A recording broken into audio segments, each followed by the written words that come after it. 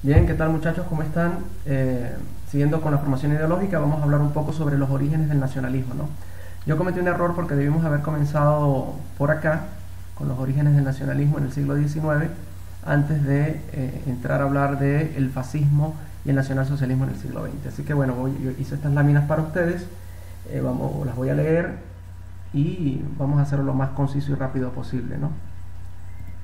Bien. Empezaremos con el Sacro Imperio Romano Germánico, ¿no? En latín, Sacrum Romanum Imperium, y en alemán, Heiliges Römisches Reich. Aquí, como pueden ver, inserté un videito, ¿no? Donde va a aparecer la evolución político-territorial del Sacro Imperio Romano Germánico en los casi 9 siglos de existencia que tuvo, ¿no? Desde el año 962, como pueden ver, 1034, 1181, 1378, 1548, 1648 se reduce el imperio, 1740, 1789, hasta el año 1806, cuando desaparece el Sacro Imperio Romano Germánico, ¿no? Entonces, bueno, el Sacro Imperio Romano Germánico se conformó en el año 962, gracias a la voluntad de los gobernantes medievales, en un intento de emular o imitar al imperio de Carlomagno, ¿no? Que desapareció en el siglo X y que había revivido el título de emperador de los romanos, ¿no? Ya que Carlomagno siempre tuvo un especial aprecio o apego por la antigua Roma. Ahora, el término sacro como tal fue impuesto por Federico Barbarroja en el año 1157 para legitimar la existencia del imperio como una voluntad divina de tipo cristiano o de la cristiandad. Ya en el siglo XIV surge el término Nationis Germanicae o Nationis Germanicae, dependiendo de si es latín clásico o latín medieval la pronunciación, ¿no? Y en alemán, Deutscher Nation. Bien, antecedentes. El imperio nació en el año 962, como ya les dije, con la dinastía sajona, en una de las 3 zonas en las que se dividió el imperio de Carlomagno, ¿no? Específicamente, de las 3 zonas, la zona donde surgió el Sacro Imperio Romano Germánico fue la Francia Orientalis, que es esta que tienen acá en verde en la imagen, ¿no? Que era una zona central de lo que hoy es la Alemania moderna. Bien, se observa también la región de Lotaringia, que está aquí, en alemán es Lothringen, lo que para los franceses será en el futuro la región de Lorena. Bien, Sacro Imperio Romano Germánico, 962 al año 1806. Antecedentes. Bien, el Sacro Imperio Romano, en sus casi 9 siglos de existencia, jamás fue un Estado-nación, muchachos. O sea, ni un Estado moderno. En realidad fue una monarquía imperial con una tradición estamental. ¿Qué quiere decir estamental? Bueno, que poseía 3 estamentos, es decir, la sociedad estaba dividida en 3 capas. La nobleza, el clero y el tercer estado, es decir, la plebe, los ciudadanos comunes. Nunca hubo un sentimiento nacional integral como tal. Bien, sigamos. Aquí tienen el Sacro Imperio Romano Germánico para el año 1648, ¿no? Aquí hay muchísimos territorios, está el Reino de Bohemia, Brandenburgo, el Archiducado de Austria, el Franco Condado, los Países Bajos españoles, las Provincias Unidas de los Países Bajos, se puede observar allí, ¿no? Dinamarca al norte, Francia, la Confederación Suiza, Hungría, Polonia, estas son las regiones limítrofes, ¿no? Pero el imperio estaba dividido por un mosaico inmenso de ciudades-estados, ¿no? Digamos, ¿no? Aquí está Sajonia, bueno, son muchísimos territorios desperdigados allí, ¿no? Aquí está Mecklemburgo, en fin. Prosigamos. Orígenes del nacionalismo, Paz de Westfalia, el año 1648. Antecedentes. Bien, la Paz de Westfalia fue una reunión o un congreso diplomático moderno, uno de los primeros celebrados en Occidente, en donde participaron países como Suecia, la Confederación Suiza, Dinamarca, Provincias Unidas de los Países Bajos, España, Francia y el Sacro Imperio Romano Germánico, ¿no? La idea era simplemente llegar a un acuerdo de paz. De hecho, la Paz de Westfalia fueron en realidad dos acuerdos de paz, el de Osnabrück y el de Münster, en mayo y en octubre del año 1648, en los que se ponía fin a una larga guerra, por una parte la guerra de los 80 años entre España y los Países Bajos, así como la guerra de los 30 años en el centro de lo que hoy es la actual Alemania. Y en aquella época el Sacro Imperio Romano Germánico, en esa conferencia o en esa reunión diplomática se llegaron a unos acuerdos importantísimos, ¿no? Se comenzó a hablar de unos conceptos novedosos para el momento, como, por ejemplo, soberanía nacional, en primer lugar, ¿no? Ya este concepto se había empezado, o se había comenzado a hablar de este concepto desde tiempos de Jean Baudin.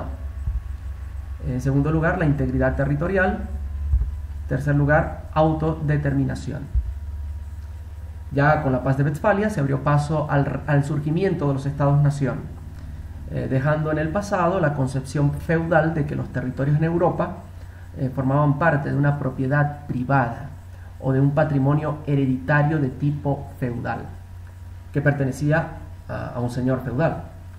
Esta concepción feudal cae en el olvido y entra ya el surgimiento del Estado-nación. Una de las causas principales después de la paz de Westfalia es que el emperador Fernando III, Habsburgo, pierde poder.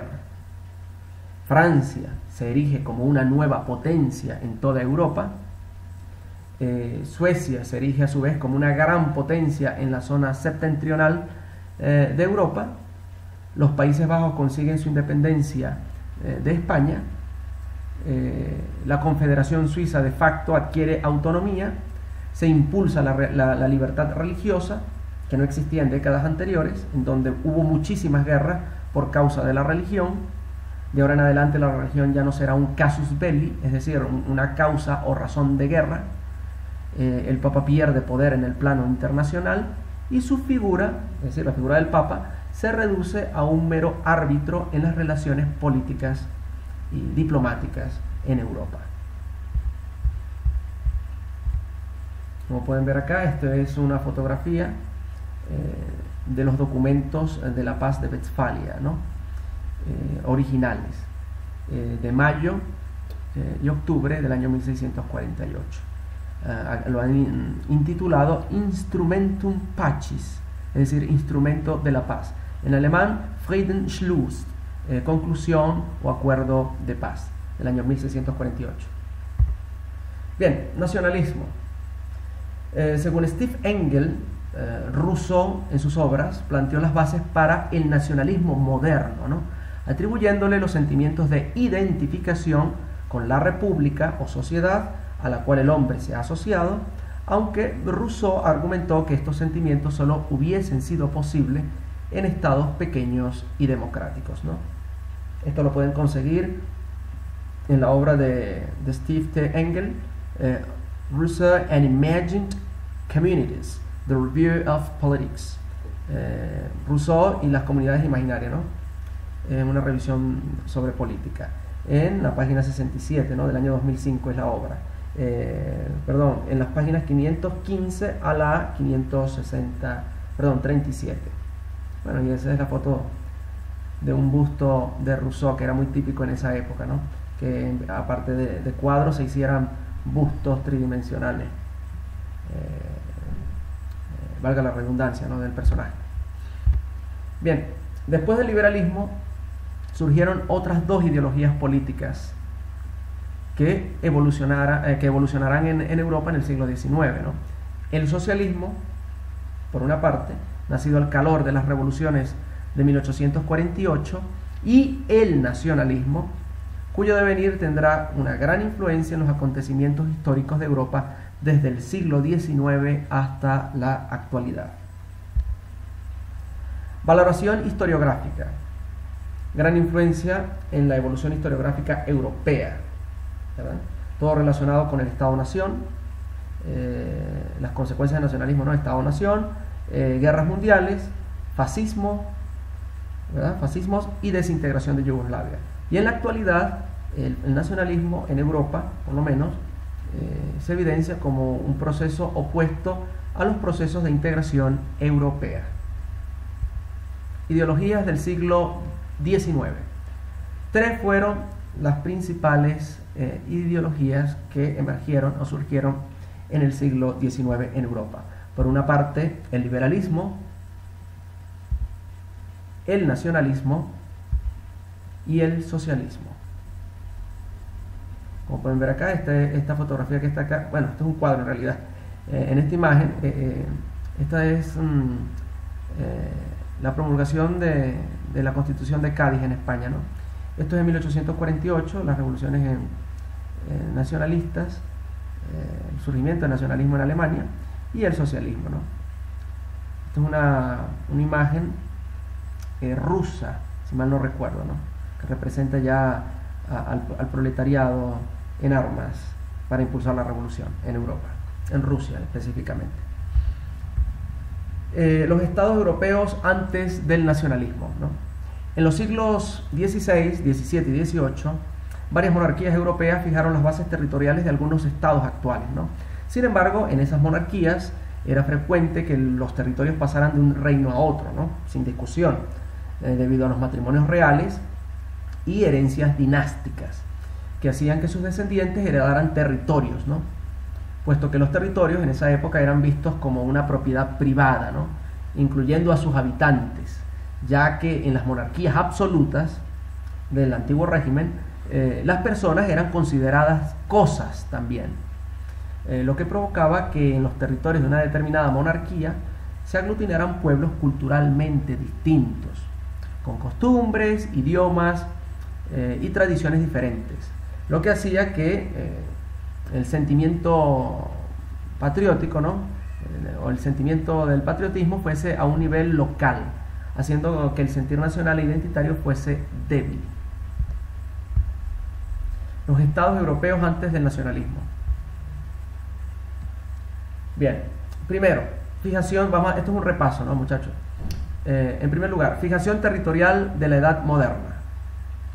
Los reyes de los siglos XVI, XVII y XVIII fijaron las bases territoriales de los estados actuales en Europa, por supuesto, ¿no?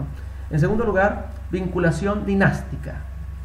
Los territorios pasaban fácilmente de una monarquía a otra, sin discusión, producto de los matrimonios regios, herencias dinásticas. En tercer lugar, infravaloración del sentimiento cultural de los pueblos. Monarquías reales e imperiales aglutinaban en sus territorios pueblos muy diferentes en costumbres, idiomas y tradiciones. Como cuarto aspecto, hegemonía del patriotismo local. El patriotismo moderno tenía una esfera reducida. El sentimiento nacional era débil. Esto que está acá son los estados europeos antes del nacionalismo, ¿no? Es bueno tener claro estos 4 puntos. Orígenes del nacionalismo, siglo XIX. Bien, el factor que impulsó con fuerza la ideología nacionalista, muchachos, fue la consolidación del sentimiento patriótico nacido de las sucesivas revoluciones burguesas. ¿Okay? La imagen más característica de finales del siglo XIX y principios, de finales del siglo XVIII y principios del siglo XIX sería la del pueblo en armas, defendiendo la Constitución y el liberalismo en un principio, ¿no? Entonces fíjense, siempre la imagen característica, el pueblo en armas defendiendo la Constitución y el liberalismo en un principio, ¿no? Cabe resaltar también la enérgica reacción nacionalista de los pueblos europeos sometidos al imperialismo napoleónico. Las reacciones de los rusos y españoles luchando contra las tropas invasoras de Napoleón son emblemáticos.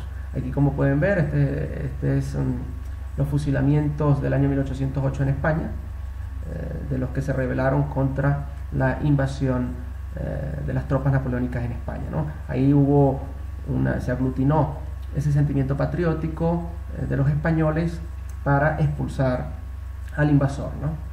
Eso ocurrió tanto en España, fue el caso muy emblemático. Aquí está, esta es la batalla de Bailén, donde los españoles derrotan con los aliados a Napoleón.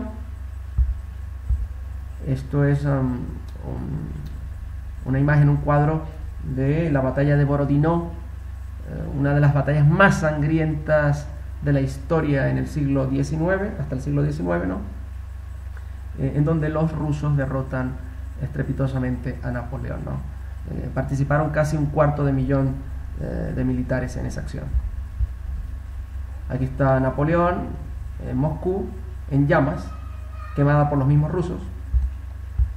Y ven, orígenes del nacionalismo decimonónico.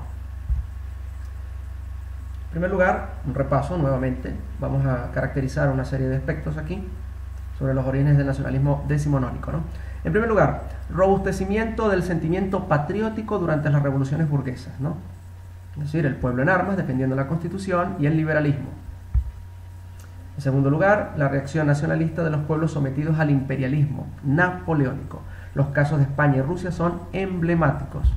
En tercer aspecto, influencia cultural del romanticismo, que fue una corriente sumamente importante, ¿verdad?, decisiva en la proyección del nacionalismo. ¿Por qué? Porque la influencia cultural del romanticismo impulsó el rescate y la exaltación de las tradiciones, del folclore, historia y personalidad cultural de cada pueblo.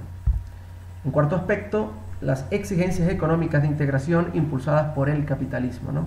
Es decir, hubo una creación de mercados integrados a escala nacional.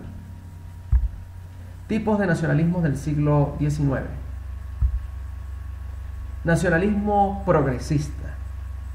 El nacionalismo progresista estuvo fuertemente vinculado al liberalismo, muchachos, y que defiende o defendió en su momento la supremacía de la libertad individual, reivindicando el respeto a la voluntad general, la soberanía del pueblo y que la integración nacional es una decisión de la mayoría. Eso fue el nacionalismo progresista. Nacionalismo organicista o conservador, también llamado nacionalismo romántico o identitario. Surge en el Sacro Imperio Romano Germánico, alcanzando la plenitud en el siglo XIX.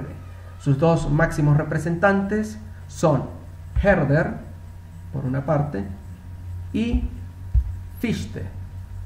Para ambos, el espíritu del pueblo o nacional, o el espíritu del pueblo o espíritu nacional, el Volksgeist, es una realidad preexistente que no depende de la libertad personal y por tanto se sobrepone al individuo, lo que implica la supremacía de la nación y sus objetivos, ¿verdad?, o sus grandes objetivos sobre los derechos individuales de las personas. Consecuencias de las ideas de Herder y Fichte. Bien, la idea que identifica a la nación con rasgos que se heredan, por ejemplo, la cultura, la lengua, territorio, tradiciones, etc., y que están por encima del deseo individual, en donde la supremacía de los grandes objetivos nacionales son más importantes que los derechos individuales de las personas, sobre todo en la obra de Fichte, Reden an die deutsche Nation, discursos a la nación alemana del año 1808, en donde Fichte expone que la legitimidad del Estado es la consecuencia de una raza y de unas características geográficas peculiares y de una historia y cultura comunes. Estas ideas, muchachos, van a desembocar o desembocarán en los fundamentos del totalitarismo nacional socialista en el siglo XX. Ya conocen al personaje. Aquí el mismo personaje dando un discurso, ya en el siglo XX. Ese es el Reichstag, ¿verdad?, el parlamento alemán en esos tiempos del totalitarismo nacionalsocialista en el siglo XX, que tuvo su base o su germen ideológico por allá entre el siglo, a finales del siglo XVIII y principios del siglo XIX, con la filosofía de Herder y Fichte. Evolución histórica del nacionalismo en Europa. Entre los años 1789 y 1848, se desarrolló el nacionalismo progresista, liberal y democrático. Como tienen acá a la derecha esta imagen de la Asamblea Nacional Constituyente del año 1789. Aquí la Dieta de Frankfurt del año 1848 es un nacionalismo. Esa Dieta de Frankfurt representó lo que fue un nacionalismo alemán de carácter democrático y liberal. Nacionalismo conservador y autoritario, entre los años 1848 y 1939. Dentro de ese periodo, el aspecto más resaltante fue la proclamación del Segundo Reich alemán en el año 1871. El liderazgo, donde se evidenció el liderazgo de la élite oligárquica prusiana y la evolución de un nacionalismo conservador alemán. Por último, entre los años 1939 al año 1945, es decir, durante la Segunda Guerra Mundial, evolucionó o se desarrolló un nacionalismo totalitario ultranacionalista, que tuvo como consecuencia todo el desastre de la guerra y los millones de muertos que hubo a causa de ella, ¿no? De hecho, hubo crímenes de guerra en ambos bandos, tanto de parte de los aliados como del eje. Ese es Berlín, la puerta de Brandenburgo, un soldado alemán caído en acción. Nacionalismo de primera generación. Nacionalismo centrípeto o integrador. Centrípeto quiere decir que va hacia el centro, ¿no?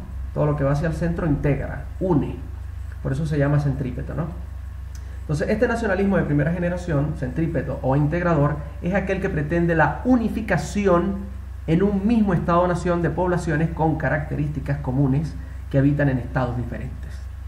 Los ejemplos más característicos del siglo XIX son Italia, Alemania y el intento de unificación de varios estados de la América Española en un único Estado-nación, que fue ese gran sueño de la Gran Colombia de Francisco de Miranda y que posteriormente impulsará Bolívar, Sucre y otros acólitos de Bolívar, ¿no? Bien, aquí por ejemplo tenemos Italia, ¿no? Esto es un videito que les tengo sobre este proceso de nacionalismo de primera generación que es integrador, ¿no? Recuerden que Maquiavelo quería la unificación político-territorial de Europa por allá en el siglo XV, ¿no? Ya como hemos estudiado, ¿no? Porque Italia no había una unificación, era simple y llanamente un mosaico de distintas ciudades-estado. Y bueno, vamos a ver la evolución de cómo se pudo realizar la unificación de Italia. Vamos a ver aquí atrás. Aquí está. Italia 1829. Bueno, está pasando muy rápido, ¿no? Pero vamos a dejar que pase rápido. Entonces vamos a ir colocándole pausa a esto, ¿no? Fíjense cómo se va creando la unificación de toda la península italiana en un solo Estado-nación, ¿no?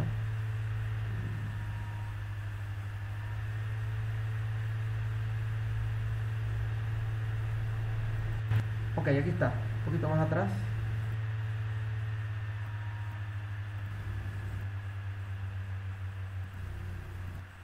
Aquí está, Italia para el año 1829, ¿no? Está el reino de Cerdeña, Lombardía, el reino de Lombardo-Véneto, el Gran Ducado de la Toscana, el Ducado de Parma, Módena, estados pontificios, el reino de Sicilia, etcétera, etcétera, ¿no? Eso es en 1829. En 1829 el ducado de Massa y de Carrara fue anexado al ducado de Módena y Reggio. Luego, en 1847 el ducado de Lucca fue anexado al de Módena y el de Toscana, ¿no? Modificación de límites entre Módena, Parma y la Toscana. En 1859, el 11 de julio, armisticio de Villafranca después de la Segunda Guerra de la Independencia, se transfirió mayor parte de Lombardía a Cerdeña con la mediación de Francia, ¿no? Eso fue confirmado por el Tratado de Zúrich el 11 de noviembre de 1859. El 8 de diciembre de 1859, formación de las Provincias Italianas Unidas. El 22 de marzo del año 1860, el centro de Italia unido al Reino de Cerdeña. El 24 de marzo de 1860, Tratado de Turín, y hubo un traspaso de Niza y Saboya a Francia, ¿verdad?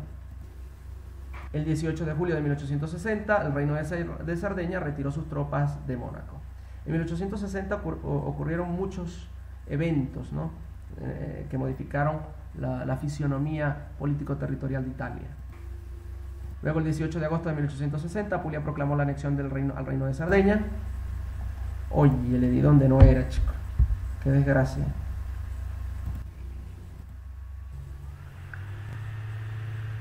A ver, esto ya lo hemos visto.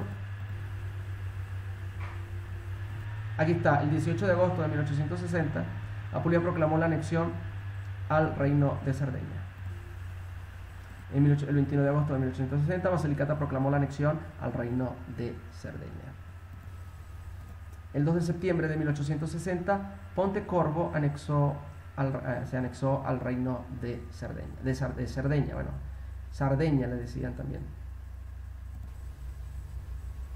El 7 de septiembre de 1860, Nápoles es liberado. El 16 de septiembre de 1860, las tropas papales volvieron en Pontecorvo. El 21 de octubre de 1860, el sur de Italia, por plebiscito es unido al Reino de Cerdeña. El 7 de septiembre de 1860, las tropas papales ¿qué dice aquí? Las tropas papales son derrocadas en Pontecorvo. El 17 de diciembre de 1860, después del plebiscito del 4 de noviembre, Marcas y Umbría se unieron al Reino de Cerdeña. El 2 de febrero de 1861, ¿qué ocurrió? La proclamación del Reino de Italia, muy importante. 3 y 4 de febrero de 1865, Florencia se convirtió en la capital. 23 de agosto de 1866, la paz de Praga puso fin a la guerra austro-prusiana. Véneto fue cedido a Francia, quien a su vez la cedió a Italia.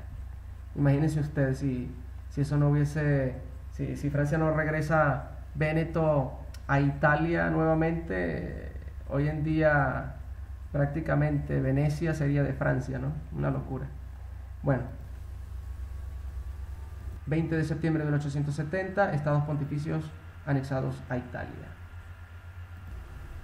Y el 3 de febrero, creo, esta es la última fecha, de 1871, Roma llegó a ser la capital de Italia. Listo. Bien. Aquí, como ven, este es ya das Deutsche Reich, el segundo imperio alemán. Fíjense que aquí tienen varios territorios que hoy en día forman parte de Polonia. Está el estrecho de Danzig también, que fue el causante de la Segunda Guerra Mundial por recuperar ese pedazo de tierra, en fin. Pero fíjense que quitando todo este pedazo azul hacia acá, que era parte de Prusia, Prusia ya dejó de existir como estado, ¿verdad? Este pedazo ya desapareció, ya no pertenece a Alemania, pero fíjense que más o menos ya el Segundo Reich tenía más o menos la fisionomía político-territorial de la actual Alemania, ¿no? Bien. Y aquí tenemos la Gran Colombia tan soñada por Bolívar, ¿no? Conformada por Quito, la Capitanía General de Venezuela, Cundinamarca, está Panamá también. Y bueno, esta es una división político-territorial en donde, bueno, hay varios departamentos, departamento de Zulia, Apure, Orinoco, Venezuela aquí en el centro, Boyacá, Cundinamarca, bueno, en fin, otros territorios. Bolívar pretendía, ¿no?, el seguir o continuar con la visión de Miranda de hacer una unificación de todo esto, ¿no? Claro, es muy pequeño, lo que quería Miranda era muchísimo más ambicioso todavía, ¿no? Desde el Mississippi hasta la Patagonia, ¿no? Toda un solo estado-nación inmenso, ¿no? Bien. Surgido en el siglo XX con la desintegración de imperios europeos como el austrohúngaro, que estuvo integrado por pueblos con cultura y tradiciones muy diferentes y que dio paso a nuevos estados-nación, situación similar ocurrió con la desintegración del Imperio Otomano y del Imperio Ruso. Esto que acabo de leer es el nacionalismo de segunda generación o nacionalismo centrífugo. Centrífugo quiere decir que va hacia afuera. Lo que va hacia afuera pues es algo que explota, que se destruye, que se desintegra, ¿no? Entonces eso ocurrió precisamente, como dice acá, cuando los imperios se desintegraron, imperios que poseían poblaciones con culturas muy diferentes, ¿no? Totalmente distintas. Caso de ese estuvo el imperio austrohúngaro, ¿no? Fíjense que aquí está Europa, todo esto en verde era el imperio austrohúngaro, tenía poblaciones germánicas o de habla germana, eslavos, había una mezcla, ¿no? Un mosaico de distintos pueblos con distintas culturas y tradiciones. Luego de la desintegración de este imperio austrohúngaro, se crearon nuevos estados, ¿no? Aquí está el imperio otomano en el año 1912. Fíjense que tiene Turquía, algunos Siria, bueno, Siria no existía, ¿no? Pero aquí este territorio que está aquí es lo que hoy en día es Siria. Entonces fíjense, y aquí esto que está acá es Grecia, un pedazo de Grecia y de estados bálticos. Entonces claro, habían pueblos dentro del imperio otomano con distintas culturas y distintas lenguas, griegos, gente que hablaba griego, gente que hablaba árabe, en fin. Entonces cae el imperio otomano, se desintegran y se crean nuevas naciones o estados-nación, ¿no? Este es el imperio otomano en el año 1912. Bien, aquí está el imperio ruso, como pueden ver, en su máxima extensión hacia el año 1866. Fíjense que tenía territorios en Europa también. Ucrania pertenecía, incluso Finlandia llegó a pertenecer al imperio ruso. Aquí territorios hasta de China, ¿no? Tenían influencia. El imperio ruso tuvo influencia en el norte de China, ¿no? Incluso en el Medio Oriente también tuvo influencia. Y Alaska, que le perteneció al imperio ruso. Entonces aquí había muchísimos pueblos con muchísimas tradiciones distintas, ¿no? En todo esto lo que es Eurasia, aquí en el centro, entre Europa, la conexión entre Europa y Asia, ¿no? Esto se desintegró hasta cierto punto, ¿no? Porque lo que hizo fue retroceder un poco. Perdió territorios el imperio ruso en Europa y se crearon nuevos estados como Bielorrusia, Ucrania, Finlandia, etcétera, etcétera, ¿no? Cronología evolutiva de los estados nacionales de Europa. Esto es un repaso, vamos a caracterizar, ¿no? En primer lugar, Edad Moderna, desde los siglos XVI, XVII y XVIII, ¿no? Muchos países europeos consolidaron su contribución como estados nacionales precozmente. Casos emblemáticos: Francia, España e Inglaterra. Segundo aspecto, Edad contemporánea, siglo XIX. Los casos más definidos son Grecia y Bélgica en el año 1830, Italia en el año 1861 y Alemania en el año 1871. Tercer aspecto de la edad moderna, de la edad contemporánea, siglo XX. Oleada masiva de nuevos estados nacionales tras la Primera Guerra Mundial, culminada en el año 1919. Principio wilsoniano de determinación de los pueblos. Se impulsó ya después de la Primera Guerra Mundial. Cuarto aspecto, de la edad contemporánea, siglos XX y XXI. Hubo una oleada de nuevos estados nacionales tras la disolución de la Unión Soviética y la caída del bloque soviético, desde el año 1981 al año 1991. Bueno, mucha de la información que he expuesto acá ha sido redactada por mí a partir de lecturas varias, ¿ok? Y otra parte, una buena parte de la información son de apuntes de clase del profesor Francisco Javier Quintana Toret, licenciado en Geografía e Historia y doctor en Historia Moderna de España por la Universidad de Málaga, ¿no? Bueno, es todo, muchachos.